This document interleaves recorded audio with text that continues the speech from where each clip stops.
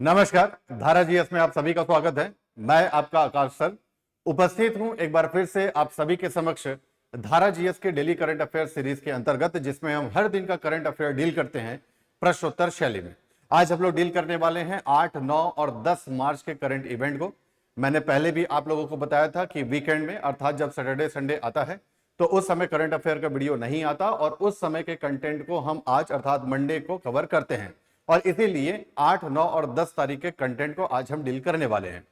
आप सीजीपीएससी की तैयारी करते हो, सीजी व्यापम की, या आप किसी भी उस एग्जाम की तैयारी करते हो जिसमें करंट अफेयर पूछा जाता है, तो यह सीरीज आप लोगों के लिए बहुत ज्यादा हेल्पफुल होगी।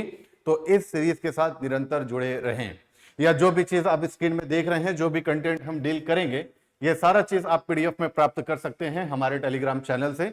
तो अगर आप हमारे टेलीग्राम चैनल में अभी तक जुड़े नहीं हैं तो बिना देरी किए जुड़ जाइए, नीचे डिस्क्रिप्शन पर लिंक दिया हुआ है। और अगर हमारे यूट्यूब चैनल में आप पहली बार आए हैं तो चैनल को सब्सक्राइब कर लें, और पहले से ही आ रहे हैं और अभी तक सब्सक्राइब नहीं किए हैं तो डेफिनेटली कर लें, क्योंकि ऐसे कई सारे प्रयास हम आप लोगों के लिए लेकर आ रहे हैं और इसकी जानकारी आप लोगों तक तभी पहुंचेगी जब आप हमारे यूट्यूब चैनल को सब्सक्राइब कर लिए रहेंगे। तो चलिए शुरू करते हैं आज का कंटेंट। सबसे पहले हम डिस्कस करते हैं रिवीजन वन लाइनर क्वेश्चन के बारे में। ये क्या कैटेगरी है? तो हर वीडियो के अंत में आप लोगों से कुछ क्वेश्चन पूछे जाते हैं और अपेक्षा की जाती है कि उसका उत्तर आप कमेंट सेक्शन में करेंगे, और अगले वीडियो में उसी क्वेश्चन को पहले हम डिस्कस कर लेते हैं और फिर उस पर्टिकुलर दिन का कंटेंट हम शुरू करते हैं। तो चलिए डिस्कशन शुरू करते हैं। सबसे पहला क्वेश्चन पूछा गया था आप लोगों से कि टाइम मैगजीन की वुमेन ऑफ द ईयर 2025 सूची में शामिल एकमात्र भारतीय महिला कौन है? तो इसका सही जवाब क्या है? सही जवाब है पूर्णिमा देवी बर्मन जी। तो कौन है ये? तो ये असम से बिलोंग करती हैं। किस लिए प्रसिद्ध हैं? तो ये प्रसिद्ध हैं एक इन्वायरमेंटल या इन्वायरमेंट कंजर्वेशनिस्ट के तौर पर। पर्यावरण संरक्षण में ये काफी एक्टिव है, काम करती हैं। एक हरगिला नामक पक्षी है, उनके संरक्षण पर विशेष तौर पर इनका योगदान है। और इन्हें 2017 में तत्कालिक राष्ट्रपति जी के द्वारा highest civilian award for Indian women अर्थात नारी शक्ति पुरस्कार भी मिला हुआ है। ठीक है, तो ये रहा सबसे पहले सवाल का जवाब। दूसरा क्वेश्चन आप लोगों से पूछा गया था कि भारत की पहली अंडर वाटर म्यूजियम में बदले जा रहे भारतीय नौसेना के जहाज का क्या नाम है? तो इसका सही जवाब क्या है? आईएनएस गुलदार। ठीक है, ये एक डीकमीशन्ड नेवी शिप है। डीकमीशन कहने का अर्थ क्या है कि अब ये सेवा में नहीं है, सेवानिवृत्त हो चुका है ये नेवी शिप, और इसे ही डेवलप करने का काम चल रहा है। किस रूप में? पहला अंडर वाटर म्यूजियम के रूप में। तीसरा क्वेश्चन आप लोगों से पूछा गया था कि which Indian state is the host of global investors summit 2025? तो इसका सही जवाब क्या है? मध्य प्रदेश।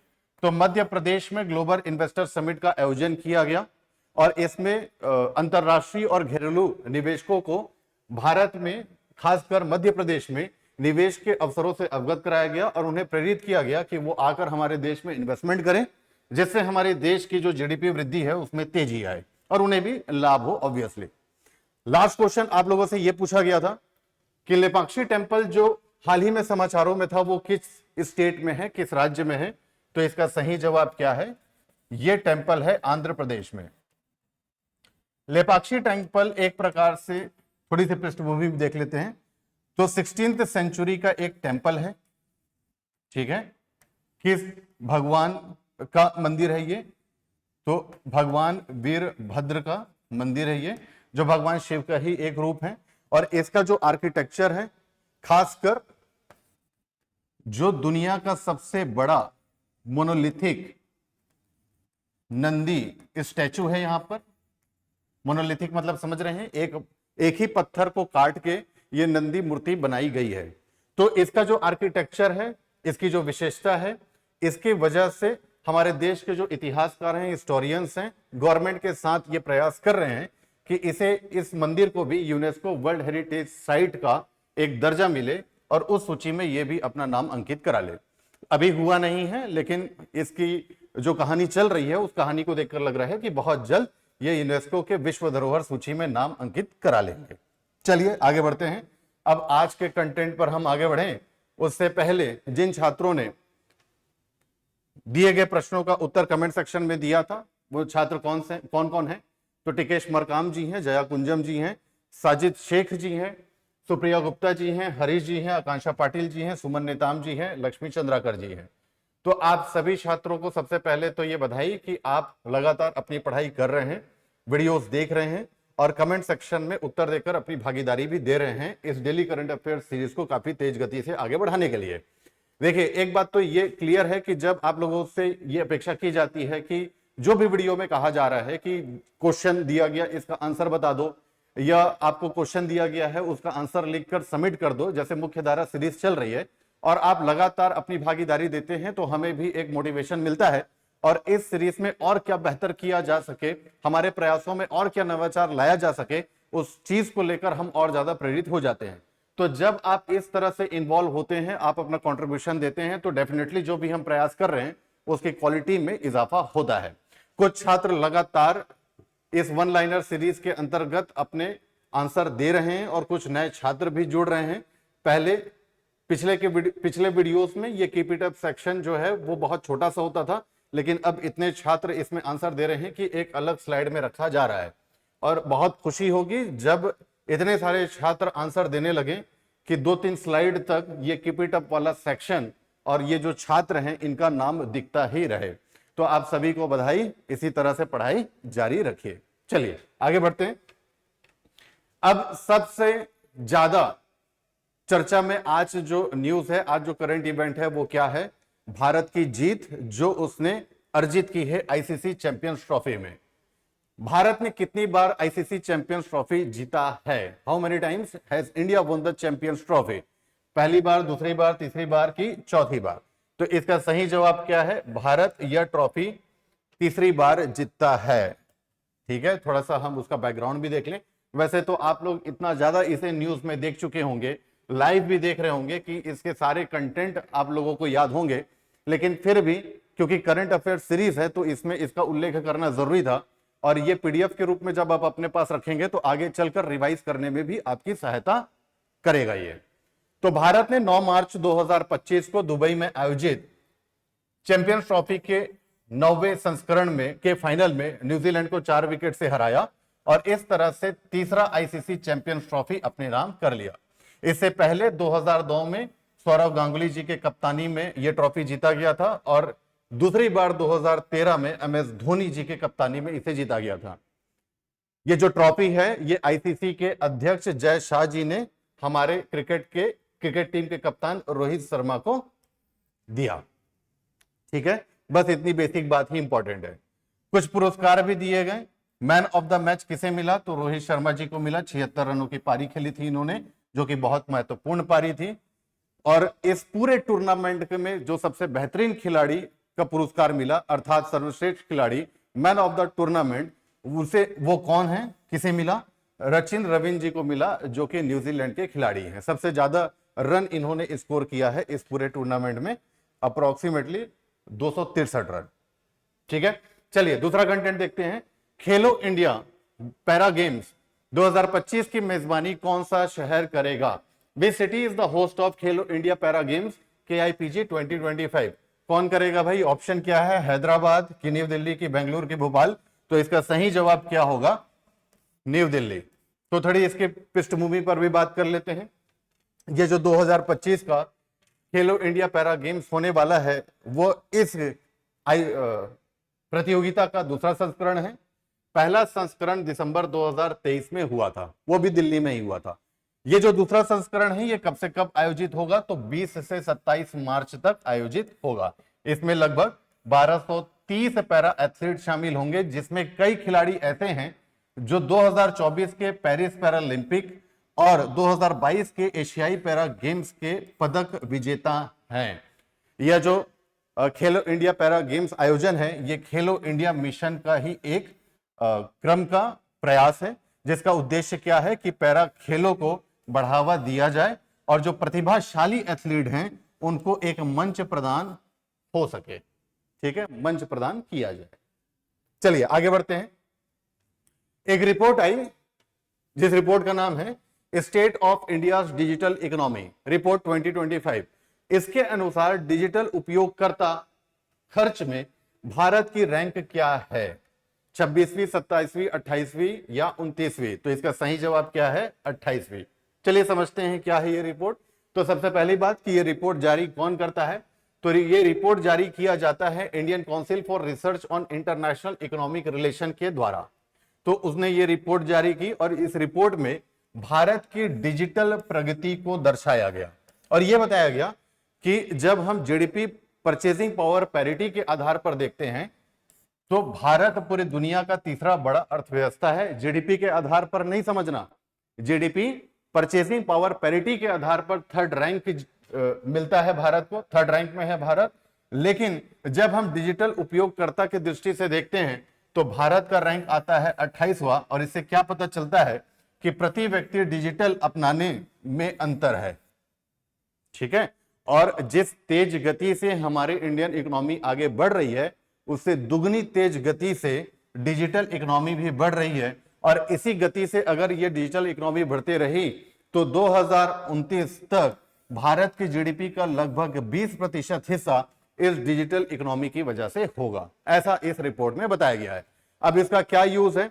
एमसीक्यू में पूछे जा सकता है लेकिन संभावना कम है। लेकिन जब आप मेंस वगैरह का आंसर लिखें, निबंध में आंसर लिखें या इंडियन इकोनॉमी का आप आंसर लिखें तो ऐसे डेटा, ऐसे रिपोर्ट का आप उल्लेख कर सकते हैं, बहुत इंपॉर्टेंट होगा। कई बार ऐसा होता है कि छात्र पूछते हैं कि सर जब सभी छात्र एक ही तरह की किताब पढ़ रहे हैं, एक ही तरह का कंटेंट पढ़ रहे हैं, तो उनसे हम ऐसा क्या अलग लिख दें अपने आंसर में कि ज्यादा हमको मार्क्स मिल जाएं? क्योंकि कॉम्पिटिटिव एग्जाम है, आपको दूसरों से बेहतर अंक अर्जित करने हैं अगर आपको सिलेक्ट होना है तो उनका यह सवाल रहता है कि जब सेम सेम पढ़ रहे हैं, सेम सेम लिखेंगे तो अलग हम क्या लिख लेंगे? तो अलग क्या लिखा जा सकता है? अलग ये सारी चीजें लिखी जा सकती हैं।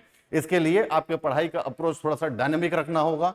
जो भी न्यूज में आप देख रहे होंगे, जो भी करंट इवेंट में चल रहा होगा, चाहे ये रिपोर्ट हो गए या चाहे गवर्नमेंट की रिपोर्ट हो गई या किसी प्राइवेट संस्था की ही रिपोर्ट हो गई, लेकिन प्राइवेट संस्था थोड़ा सा बड़ा टाइप का होना चाहिए, उसके रिपोर्ट का उल्लेख कर सकते हैं, उनके आंकड़ों का उल्लेख कर सकते हैं, जिससे आपका आंसर दूसरों के आंसर से थोड़ा सा बेहतर दिखेगा। और थोड़ा अंक ही तो चाहिए हर एक क्वेश्चन में अगर हमको दूसरों से आगे निकलना है तो। ठीक है, तो वहां पर आप इसका इस्तेमाल कर सकते हैं। चलिए आगे बढ़ते हैं। अगला टॉपिक है कि अस्त्र MK3 मिसाइल का नया आधिकारिक नाम क्या है? अस्त्र MK3 मिसाइल का अभी ऑफिशियल नेम डिक्लेयर किया गया। क्या है नाम? त्रिशूल है कि ब्रह्मास्त्र है कि गांडीव है कि पिनाका है? तो सही जवाब क्या है इसका? गांडीव। तो पहले यह समझ लेते हैं कि अस्त्र MK3 मिसाइल क्या है। तो ये बियॉन्ड विजुअल रेंज का air to air missile system है। ये इस तरह का मिसाइल दिखेगा। आसान शब्दों में अगर मैं कह दूं तो एक फाइटर जेट होगा, उसमें ये मिसाइल अटैच रहेगा और हवा में ही किसी दूसरे एयरक्राफ्ट को अगर टारगेट करना है, उस पर अटैक करना है तो ये दागा जा सकता है। तो एयर टू एयर मिसाइल होगा ये। ठीक है, ये किस एयरक्राफ्ट में डिप्लॉय करके चलाया जा सकता है? तो इंडियन एयर फोर्स के सुखाई Su-30 MKI और तेजस एयरक्राफ्ट में इसको डिप्लॉय करके यूज किया जा सकता है। ठीक है, और इसी का ही अभी हाल ही में जो ऑफिशियल नेम रखा गया वह क्या था? गांडीव। ठीक है, इंस्पायर्ड बाय अर्जुनास लेजेंडरी बो।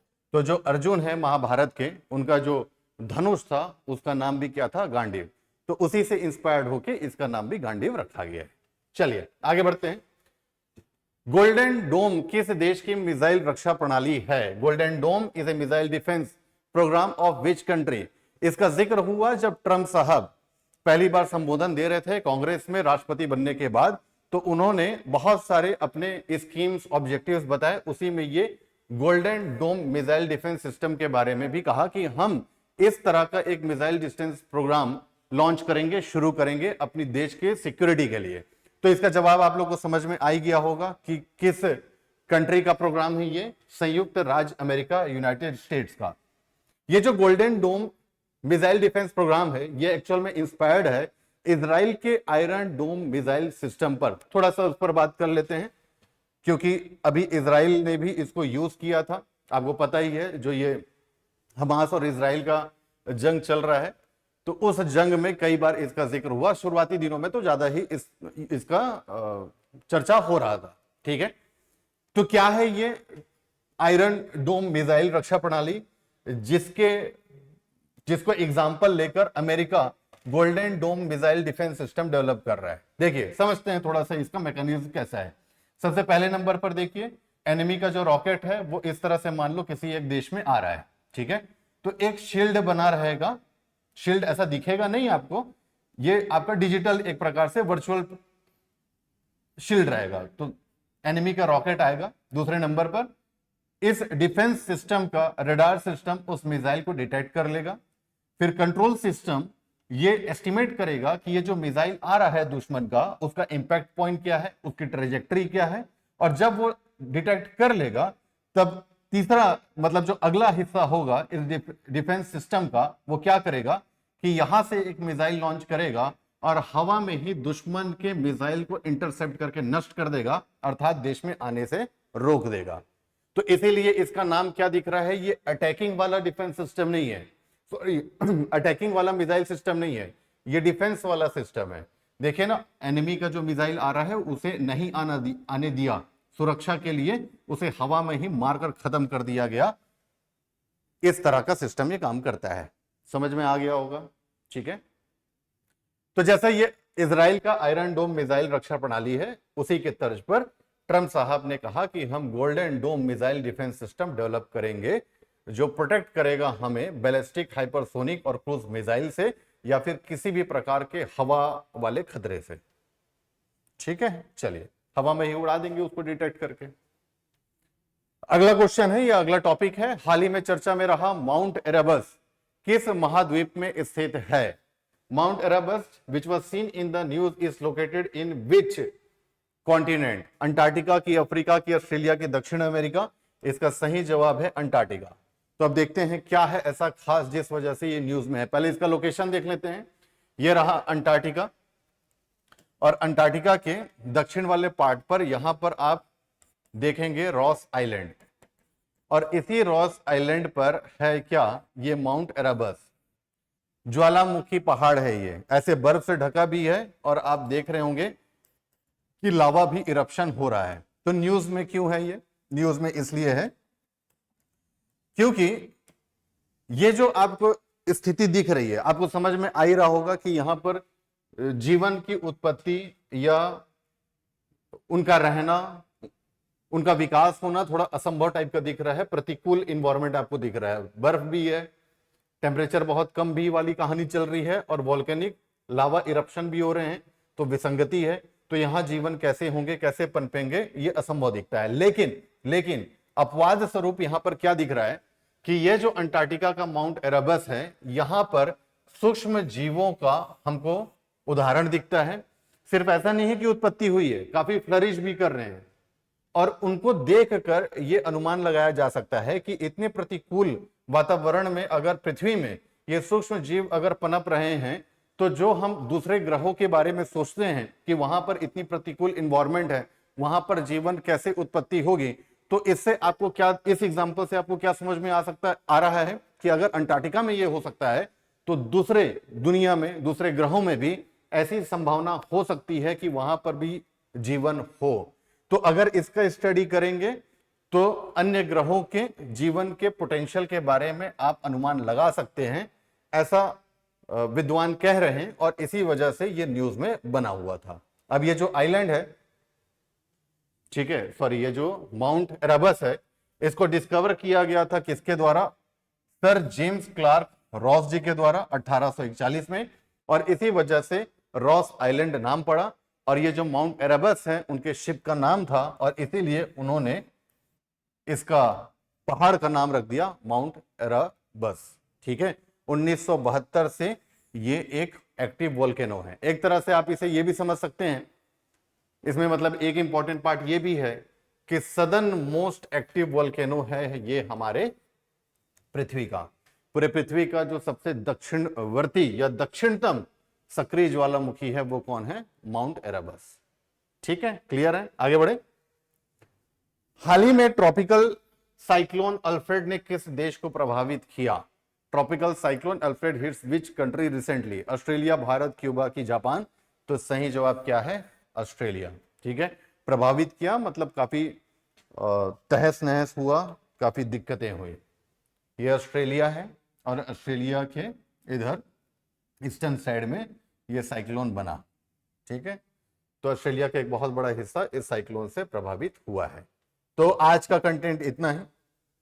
अब बारी है रिवीजन वन लाइनर की। क्वेश्चंस हैं यहां पर, जिसका आंसर आप कमेंट सेक्शन पर देंगे, ऐसा मैं अपेक्षा कर रहा हूं।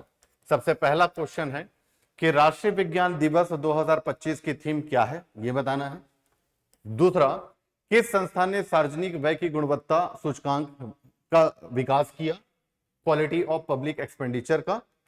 तीसरा क्वेश्चन है, फरवरी 2025 में चंद्रमा में पानी का पता लगाने के लिए लूनर ट्रेल ब्लेजर सैटेलाइट किस अंतरिक्ष संगठन ने लॉन्च किया?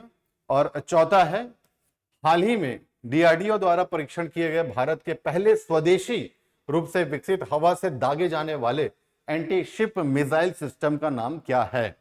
और अंतिम क्वेश्चन, फरवरी 2025 में अमेरिकी राष्ट्रपति द्वारा शुरू की गई अप्रवासन पहल का नाम क्या है?